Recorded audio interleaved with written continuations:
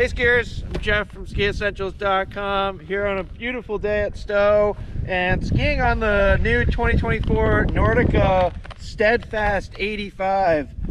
Really cool story behind these skis. The double core technology is really cool, kind of one of those things that like sounds gimmicky, but then when you start to look at it and then really when you ski it, you understand its benefit. And really good skis. This thing's $7.99, ski and binding. Basically, we've got a replacement for the Navigator series here. I was always very fond of those skis, but this is certainly a worthy replacement. Kind of takes that to a whole nother level. I'm about to descend here onto one of our favorites, just the classic Perry Merrill.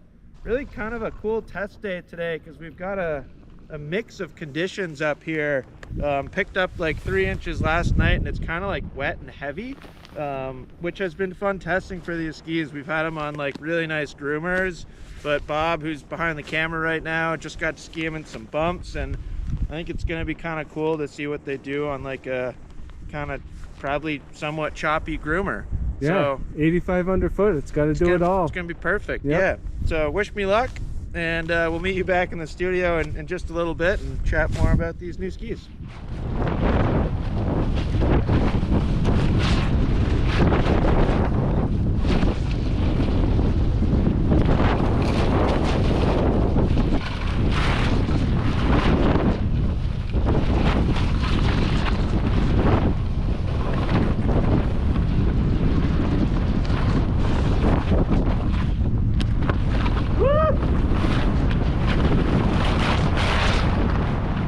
Sick jump, Jeff. That was a pretty good representation of kind of what the ski can do, you know, from soft groomers to flying through the air. I don't know if when Nordica designed the Steadfast 85 double core here that they had jumps in mind necessarily, but they usually have that thing roped off, and I just couldn't help myself. Had to go for it. You see it, you do it. That was awesome.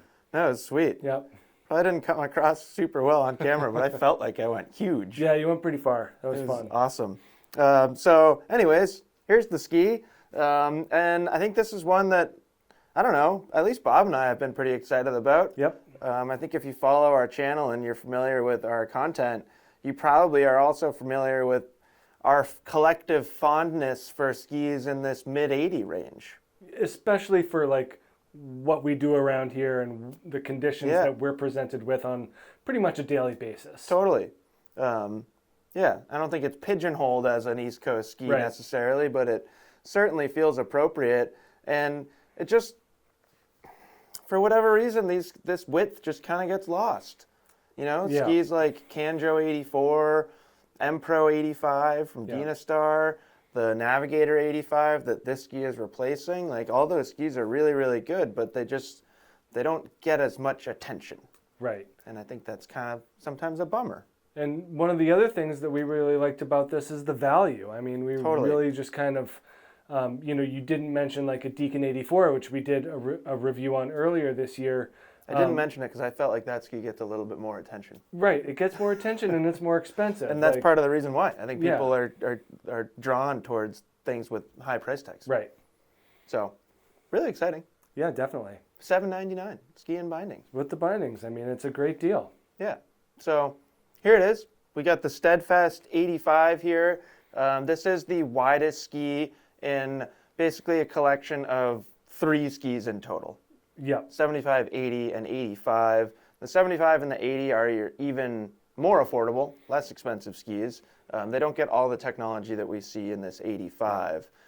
So with that, Bob, if you wouldn't mind, please run us through the construction of this ski because it's really cool. It is cool, and it opens up kind of a lot of possibilities, I think, for other models too. I think this is something that we're going to see more and more of. Yeah. There's a couple other skis from other manufacturers that we haven't talked about yet that are doing kind of similar things, and it's been really exciting over the past 5 years, kind of seeing the progression of ski construction, and this certainly feels like something that could kind of be the next step. Yeah, so I I think it was last year was the first year that Wild Bell 84. Yep, or 2 years ago. Maybe? 2 years ago, I don't know. I have a hard time with years, but at any rate, Nordica made the Wild Bell 84, and they made it with what they called double core, and basically it was like horizontally laminated wood. So we talk about like this way. Yeah, that way. We talk about it like metal and fiberglass layers. They just basically cut the core in half horizontally, put some extra material in between like the fillings of a sandwich, and smashed it all together. Yep. That ski kind of gained a good following over the last year or two. I can't keep track of how long, but people said, hey, there's something to this. Yep. And lo and behold, they put it right into kind of most or all of their high-end frontside skis. So Correct. We see it now coming in Doberman, Spitfire, and Steadfast. Slightly different iterations of the double core technology. Yep. Once we get up into that Spitfire, and we'll talk about this more in just a second here, but you're starting to see 2 sheets of metal. Right. Which makes sense. But for Steadfast, we have 1 layer of metal. So there's a couple of laminates here. I don't know if this is going to come through on camera. I'm sure we see have it on detailed shots. some of the detailed shots for sure. Yeah, but it basically goes top sheet, wood core, metal laminate, pulse core, which is an elastomer material, kind of a rubber plastic type deal, another wood core, and then the bottom of the ski. So those layers are horizontally laminated, squished together, and you come up with double core technology. Yep. It seems like something that we should have seen. We kind of talk about like Kesley and how they sandwich vertical laminates together, kind of like a lot of different stringers together, and that gives the ski a certain personality and character. Yeah, you see it a lot in that line control technology, stuff like that. Yeah, we've seen a lot of verticals. Vertical metal and Liberty skis, stuff like that. It's interesting. Yeah, they just flip it on the side and make it wider, and there's double core technology. So really interesting, and it's one of those things that we talk about where you say, the ski is great. It has this certain amount of smoothness and capability to it. I wonder why that is. Yep. And the answer is usually in the construction, and so that really rings true for this one as well. And Bob, forgive me if you already mentioned this, but I think it's important in this ski that metal laminate that's kind of sandwiched in the middle, it does end right here. So that leaves this entire tip metal free. Right. And then the same is kind of true in the tail there. So I'd say unlike most kind of sandwich construction skis that use metal laminates, you're going to see it generally tip to tail, with obviously some exceptions out there. But I think that's really important for this ski, is that it ends. Yeah, and as that core thickness kind of wanes into the tips and tails and just gets milled thinner, that lines up well with the end of the metal. Yeah. No, it's really cool. I mean, it's a fun thing just to kind of like look at. Right. Because it's one of those things where you find yourself just like questioning how exactly it was done. And I always think that's really cool when you're like fascinated by a ski like that. Yeah. So pretty straightforward construction, just that change in the placement of the metal. Yeah, and like just the orientation of the construction. Like that's just it's a significant change. Yeah. It doesn't mean that this is like a totally different ski. Right. It's certainly different than what we saw from like Navigator and stuff like that. And well, I think it's very interesting, like, to look at it through the Navigator lens. Yeah. Because that ski changed. Right. When it first came out, we had that hex titanium bridge, and we had a 90. Yep. And it was like kind of a different thing. I was always a really big fan of that ski, as I think I said in the intro. My dad skis a Navigator 85 still and absolutely loves it. The metal got dropped from that ski. Yep. And now we're back to basically not the same ski, obviously, but the same like point in Nordica's catalog, and now we get metal back. Yep. So it's kind of like, it's almost a better comparison to that original Navigator 90 or 85 than any of the most recent Navigators. Totally.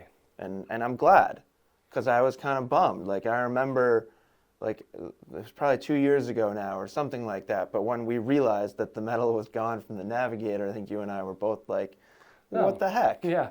That ski was a lot of fun. Right, yeah. So kind of cool to see it come back.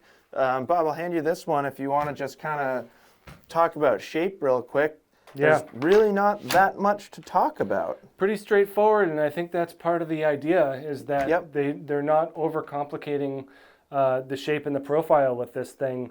137, 85, 116 for measurements. This 179, that equates to a 15.8 meter turn radius. Great place to be. And, like, this is the longest length, and that might have some taller skiers a little perplexed as to what to do, but Makes sense though. it does, you know. But for a ski like this with this build, I didn't find this to be too short. Well, and I skied it in the next size down, which I Yeah. believe is 174. Forgive me for saying I believe and not a definitive statement there. But if anything, I think I probably preferred it in the 174. Yeah. Because it does, and we'll get to this in just a second, what it's designed to do, it did Yeah. better for me in the shorter length, which I think would come across the same for you in this length compared to like a 185 or something like that. Yeah. If you were to have an option. No, in it's that all length. about moderation, and that's kind of what this shape does too.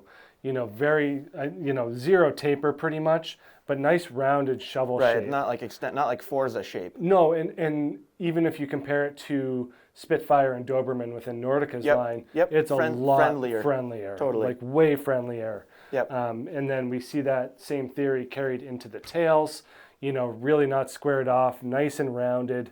And that's how the ski feels when it's completing a turn, is that you're Yep. getting it Very, you know, very round. very round. It doesn't lock you in. Yep. You can hold it, but again, it's not really designed for that. Yep.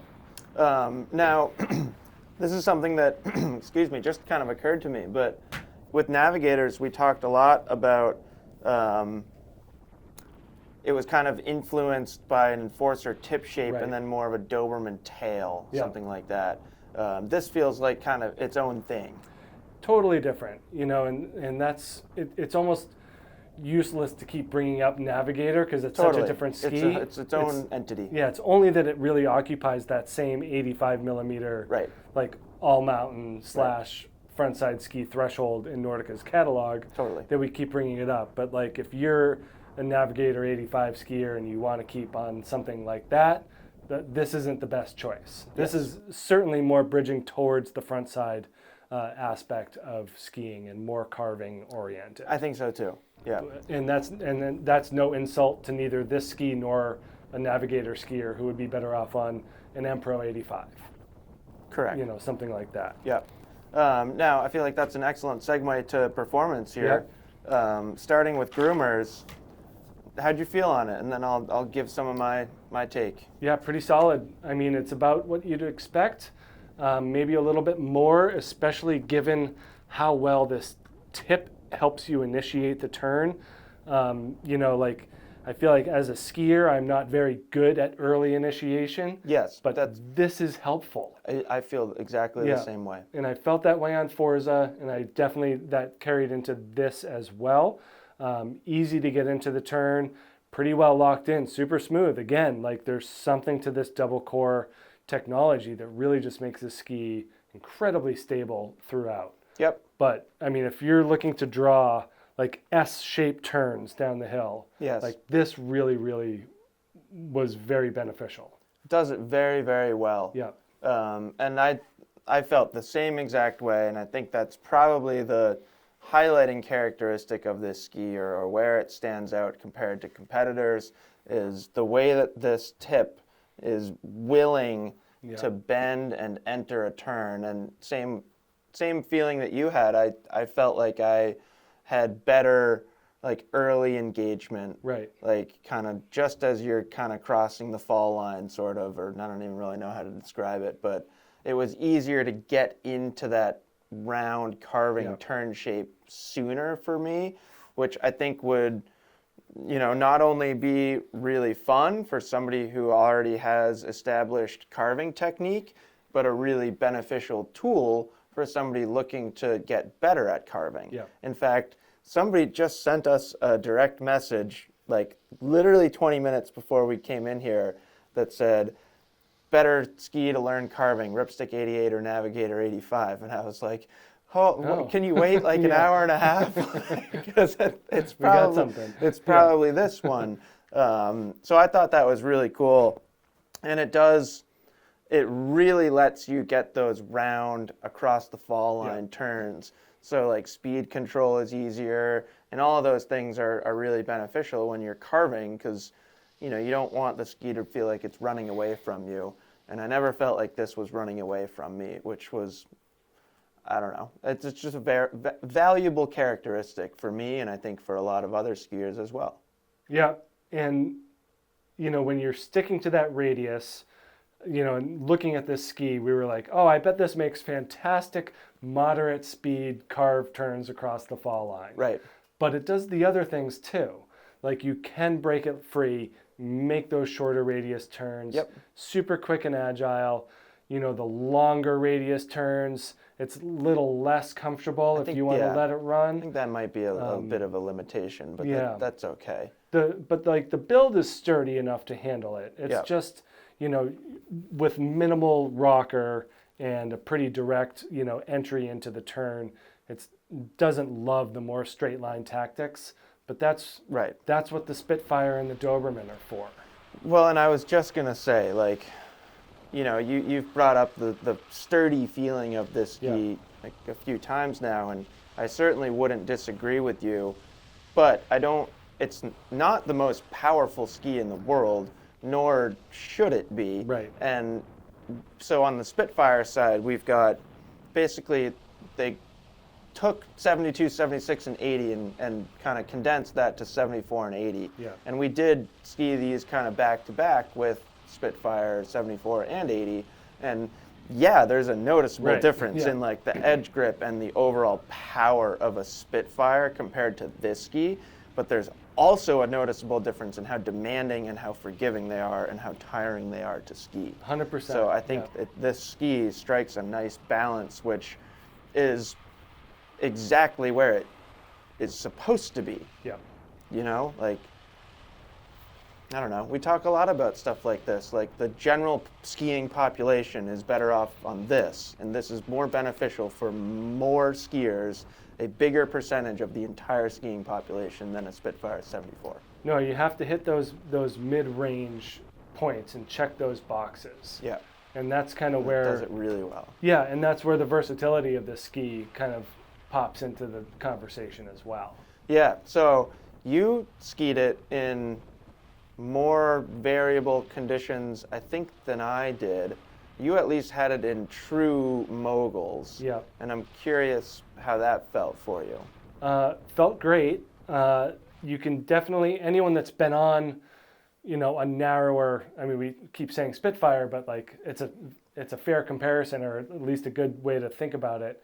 If you think about how squared off the tips and tails are in a ski like that, that it's difficult to maintain kind of proper balance and technique. Composure. Whereas this, again, a far friendlier mogul ski than a more front-side oriented option. Yeah. And then if you go kind of the other way and think about like Enforcer 88, which is kind of a natural like upward progression into the free ride and all mountain realm, it's not quite as stiff. So you are able to get, a nice flex out of the ski into the bumps, as well as having that quick and agile turn nature to it. So, I flexed it earlier. Yeah, it's really not like a crazy stiff flex pattern. No, again, it's middle ground, middle of the road. Yep. And that, for me, those skis work great in bumps.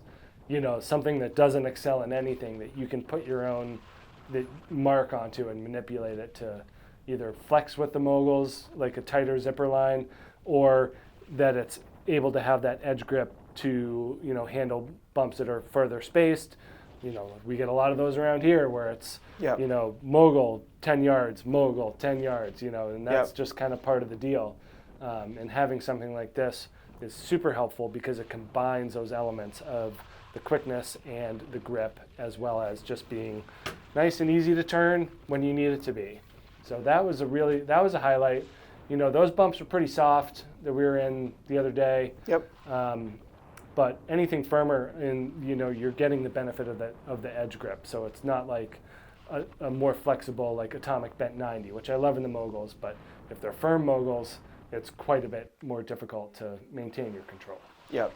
I also thought it did pretty well in that kind of heavier, Yeah. like chopped up groomer snow that we had a little bit of in the intro to this video. Yeah, that was challenging skiing. It really was, and it was wide enough that you didn't get bogged down. You didn't feel like you were going to boot out or anything like that. And I thought, again, like the compliance of this tip really helped, because it was willing to kind of react or engage with the softer snow, so you could still start your turn rather than just plowing through or kind of like cutting through and then getting all catchy and weird. Yeah. So I thought that was great. Obviously, like in that same scenario, a wider ski might have felt even better, but then you're losing the edge-to-edge quickness and all that kind of stuff. So if you're buying this ski as a kind of daily driver, all mountain ski, I think you can rest assured that if you get some softer snow, it'll do just fine. Yeah, and it's 85 is really that kind of that nice sweet spot between, like, that sits right in between all mountain and front side. Yeah. And then kind of the construction and the profile kind of lean it one way or the other. Yep. So this one certainly leans towards the more trail side of the spectrum. It's got the look too, doesn't it? Yeah, Bob? it sure does. Thing looks fast. I kind of like that they took more influence from Doberman and Spitfire from colorways and design on this ski, rather than like Enforcer. Yeah. Navigator's always had like colorful graphics, and I think maybe that changed people's perception of them, where I think you'll see a lot of these. And I know that there are people out there that choose skis based on color. Yep. And if you walked into your local ski shop and saw this thing on the wall, I think it's pretty sleek. Yep. I think it's pretty eye-catching, and I think you're going to see a lot of people choosing it. Yeah, and for just under $800 with the binding, what a deal. No, it's not bad. The performance, the dollar to performance ratio, I think is pretty good on this one. Yeah, that might be, maybe that's its highlighting characteristic. Right. Not the tip. I don't know. The value. Right. And, it's a TPX 12, Marker TPX 12 binding. It's skied that thing. Skied it a ton. 1,000 times. Yeah. Durable, reliable. Yep. Performs just fine. No issues with the binding at all. Yep. So, sweet skis. Yeah. Good job, Nordica. I would like to get on that Spitfire 74 a little more and put together a review on that, because I think that ski is sweet too. Yeah, I think we both had that same reaction a few turns in, like, oh, this is fun. Thing's crazy. Yeah.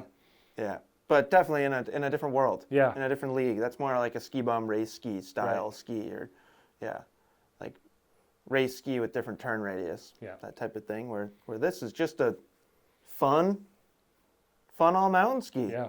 No, it's great. So that's it. That's the new Steadfast 85 from Nordica. Certainly let us know if you have any questions, whether it's about construction details or more on performance or anything like that. Always happy to talk more about skis. Absolutely. So see us out there on the slopes, maybe on some Spitfires. Going fast on those. Yeah, you won't be able to catch us. In and out. No, seriously. Let us know if you have any questions about these Steadfasts, and we'll talk to you soon. Bye.